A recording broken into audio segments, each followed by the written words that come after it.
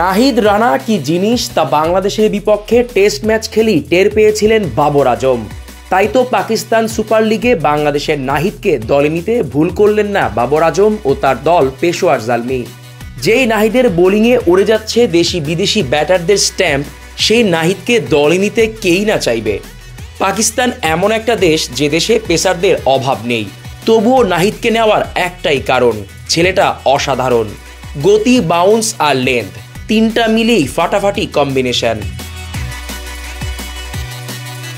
চলছিল পাকিস্তান সুপার লিগের ড্রাফট।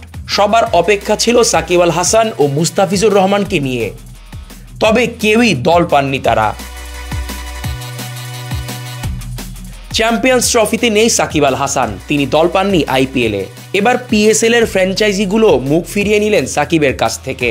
রবিবার পিএসএল এর ড্রাফটে প্লাটিনাম ক্যাটাগরিতে থাকা সাকিবকে নেয়নি কেউই।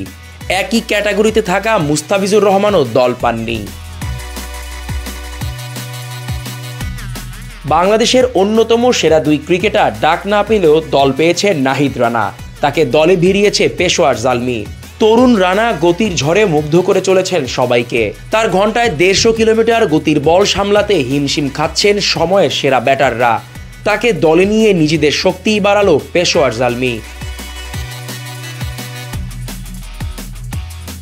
এদিকে প্রথম ডাকে দল না পেলেও সুযোগ শেষ হয়ে যায়নি সাকিব মুস্তাফিজের। ড্রাফটের শেষের দিকে সাপ্লিমেন্টারি ক্যাটাগরিতে দল পেতে পারেন তারা। ডায়মন্ড ক্যাটাগরিতে থাকা রিশাদ হোসেন বিগ ব্যাশে দল পেলেও খেলতে যাননি। এই ক্যাটাগরিতে আরও আছেন তাসকিন আহমেদ, তাওহিদ হৃদয়, হাসান মাহমুদ, তানজিম সাকিব। তাদের কেউই ডাক পান কিনা সেটাই দেখার বিষয়। অন্যদিকে সাকিব আল হাসান বোলিংয়ে নিষেধাজ্ঞা পেয়েছেন সম্প্রতি, পাশ করতে পারেননি দ্বিতীয় পরীক্ষাতেও। এ কারণেই ফ্র্যাঞ্চাইজিগুলো আগ্রহ হারিয়েছেন তার প্রতি। মুস্তাফিজও নিজের চেনা ছন্দ হারিয়েছেন। প্রথম ডাকে তারও দল না পাওয়ার কারণ এটাই। জিশান আহমেদ, কালের কণ্ঠ।